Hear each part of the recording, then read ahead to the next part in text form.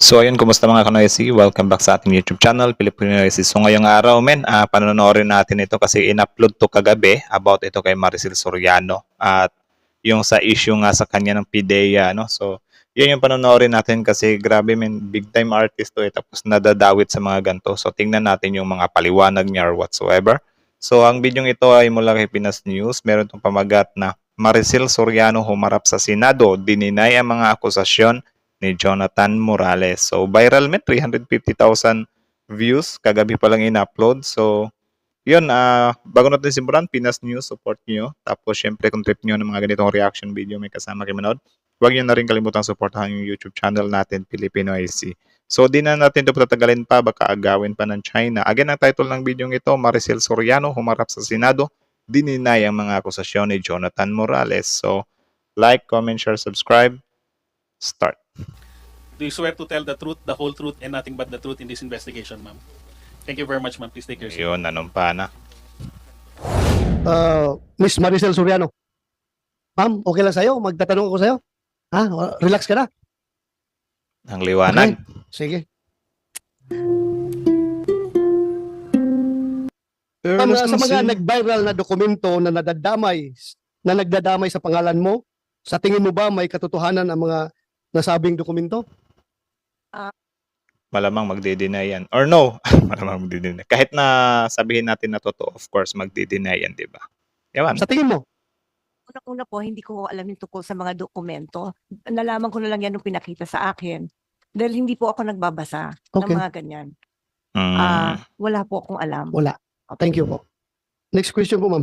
May property ka ba sa Rockwell? Ikaw ba ang nagmamay-ari ng Unit 46-C Rizal Tower Building located at Rockwell, Barangay Poblacion, Makati City?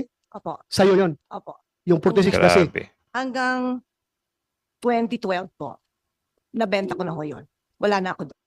O, di ba? So, yung mga accusations nila, may mga basihan din kasi yun nga, nung na-mention yung condo, sa kanya naman din. So, nakapangalan sa kanya. Yun nga lang, 2012 pa daw. So di natin alam kung ano ba talaga yung totoong story nito, no? So, tuloy pa natin. 2012. Anong month yun nabinta? Hindi ho ako sigurado sa month, pero yung year naalala ko.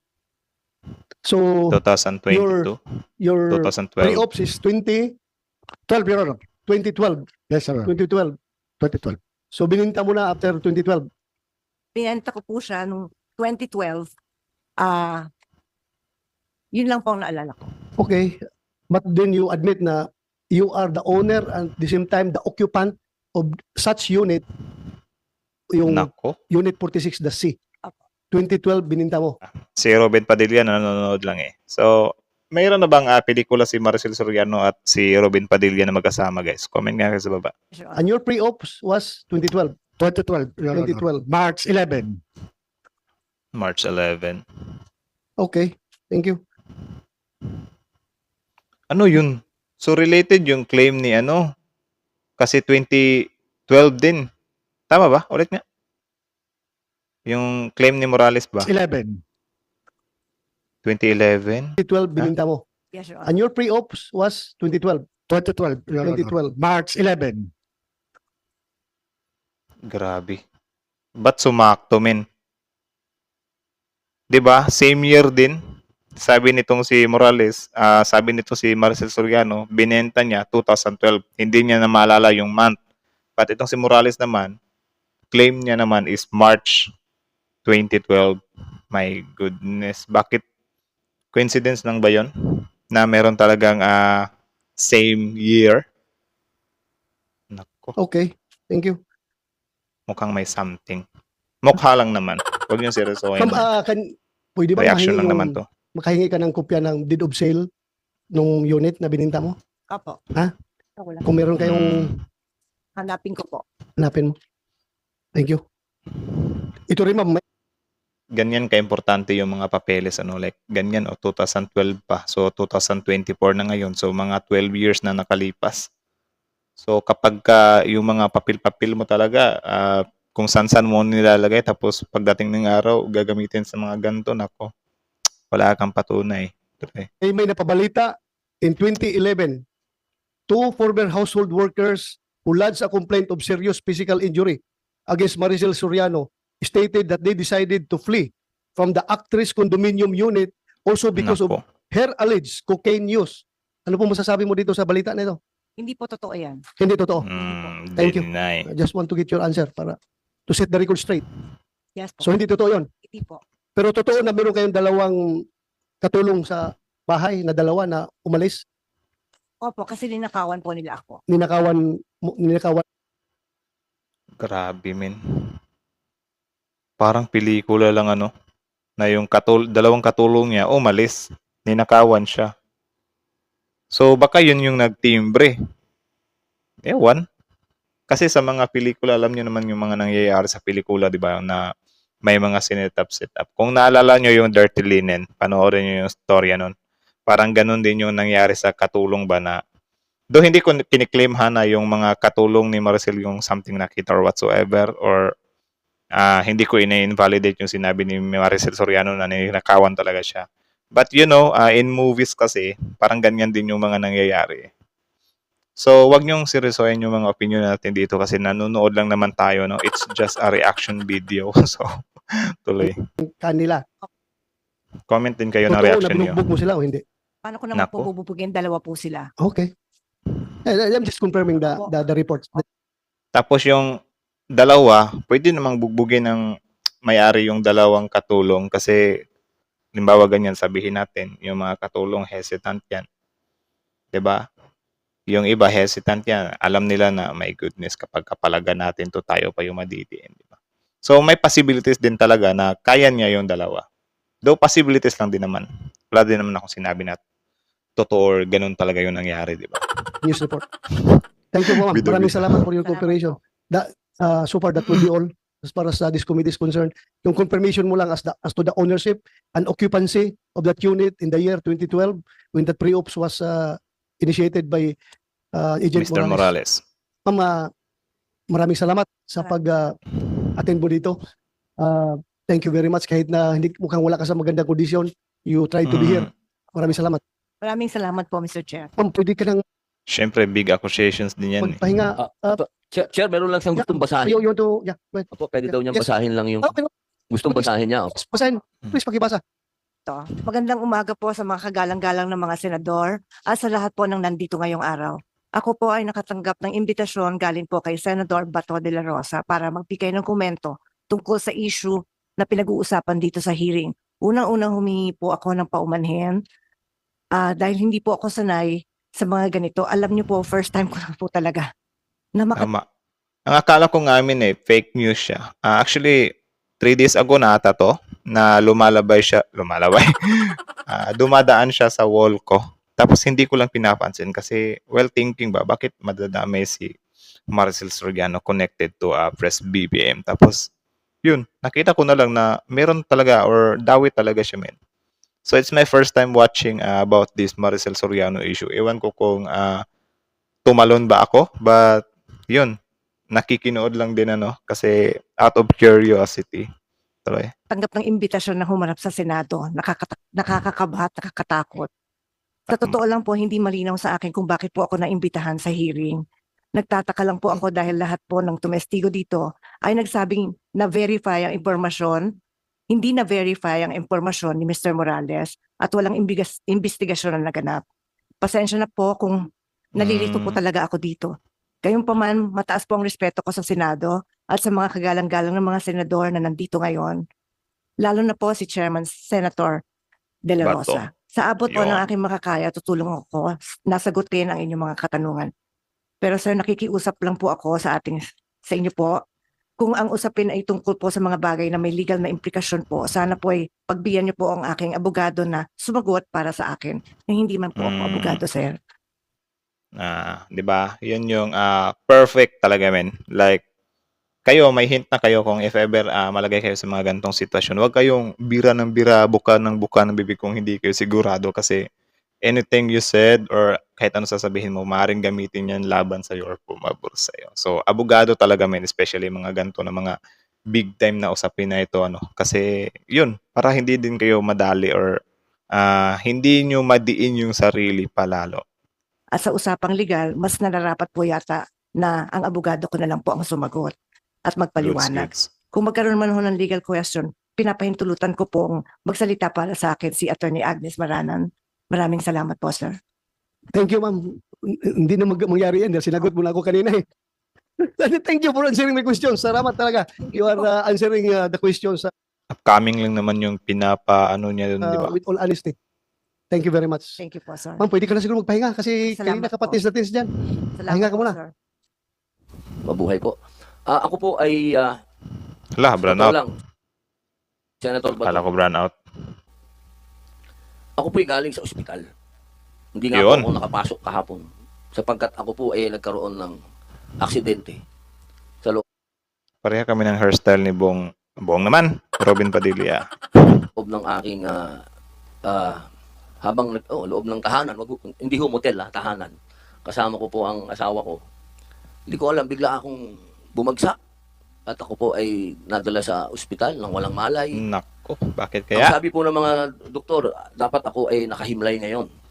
Pero hindi po ako pumayag na hindi pumunta dito sapagkat Tumawa lang yung isang senador sa likod. Oh. napakahalaga po na masabi ko po itong sa inyong lahat. Una, Ano yan? hinihingi ko po ang tenga at damdamin ng bawat Pilipino sa oras na to. Alam niyo po, hindi Ito po ang madali tingin ko. ang maging artista. Tama. Ito pong trabaho namin, mahal po namin ang trabaho namin. Tama, hindi po Ito pong talaga. trabahong to ay ginagalang namin. Kapag ka sinasabi ng ibang tao, racket, umaracket kayo, masakit po sa amin yun. Dahil kahit kailan hindi racket ang tingin namin sa trabaho namin. Ang Meron ba nagsasabing racket? Wala naman ah. hinihiling po namin sana,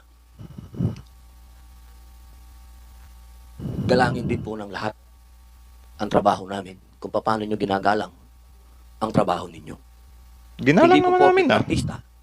Gusto namin ng publisidad. Kaya masama, kaya mabuti, nakakaapekto po sa amin yan. Dahil ang kalakal po namin ay may kinalaman sa imahe namin. Nakalulungkot Pero dati naman yan, men. I mean, dati lang yan. Ngayon, mga artista ngayon sobrang tuwang-tuwa kapag ka mayroong issue eh. Ika nga nila, bad publicity is still publicity. Di nyo ba napapansin yung ibang mga artista or siguro mga influencers din? Sobrang, or siguro influencers ng ano.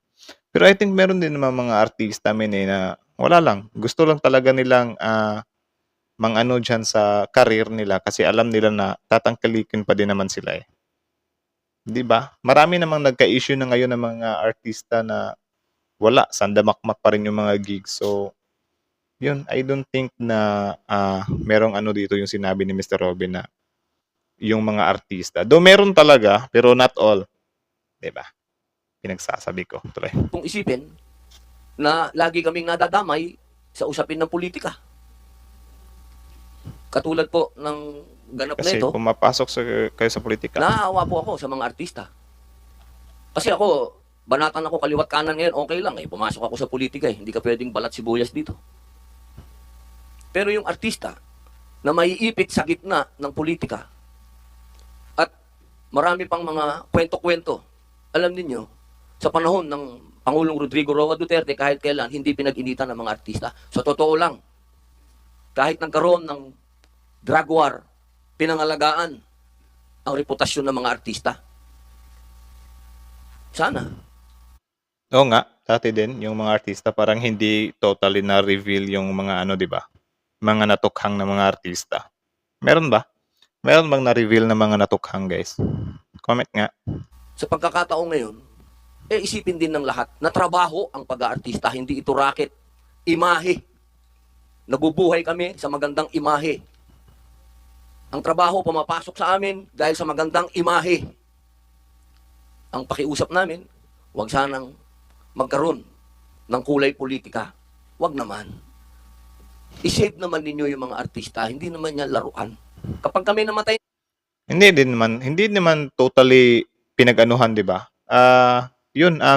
Meron din talagang mga tao na ganyan talaga yung ginagawa nila. Like, yun, nadadawit din talaga sila. Hindi din yan maiiwasan. Kahit sino naman pwedeng madawit yan eh. politiko, pulis, artista, vloggers, magsasaka, pobre, mahirap, mayaman, 'di ba? Pwede namang, I mean, meron talagang tendency na mapasok diyan. Hindi lang naman artista talaga. So, I don't think na sinasadya din naman 'yan, or siguro yung pinapatumbukan niya dito ay yung mga tao na nandadamay ng artista, no, na iniipit sa politika. Pero I think hindi lang sa mga artista, men. I think sa lahat din talaga, like bigyan natin sila ng ano din, yung mga dinadala diyan. Pero for questioning lang naman yan, ah. Hindi naman yan totally ipit na ipit talaga. Siguro kapag gipit na talaga, or yun nga, napagbibintangan na talaga, na na-prove pa na napagbibintangan siya, doon na yung problema. Pero kung ganyan, for questioning lang, nadadamay siya for questioning kasi nga lumitaw yung pangalan niya, I think wala namang problema doon, di ba? Kasi need naman din talaga yun. Ika nga nila, kapag ka humarap ka dyan, mas maano, mas makiklear mo yung name mo. Kaya nga minsan na bibira nila si Pastor Apollo Kibuloy kasi ayaw humarap dyan. Kung wala daw talaga siyang kasalanan, bakit ayaw niyang humarap dyan? Though, agree din naman ako, or okay, I mean, naintindihan ko din naman yung gusto ni Pastor Apollo Kibuloy na yun nga, gusto niya sa korte agad. Hindi niya na gustong dumaan siya sa Senate. Pero yung tipong magtatago-tago ka ba? 'Di ba? Silang ano pa, yung mga nasa kaliwa. 'Di ba nagtago-tago sila? Yun lang naman yun eh. Wala namang problema kapag humarap ka talaga, especially if you're not guilty, 'di ba? Tuloy. Artista, binibidyo pa ng pulis. Ang bihira. Tapos ilalabas sa internet, ilalabas sa social media. Ano ba yun? Tao din yun. Tao din kami. Malabas din naman yan, no?